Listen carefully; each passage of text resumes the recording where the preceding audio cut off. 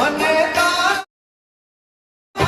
ગમશે નહીં, પણ તમને ભૂલાશે.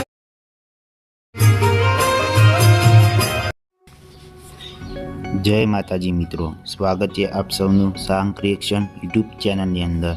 મિત્રો આજે આપણે ઇન્સ્ટાગ્રામનું જોરદાર એડિટિંગ સ્ટેટસ બનાવતા શીખવવાના છીએ.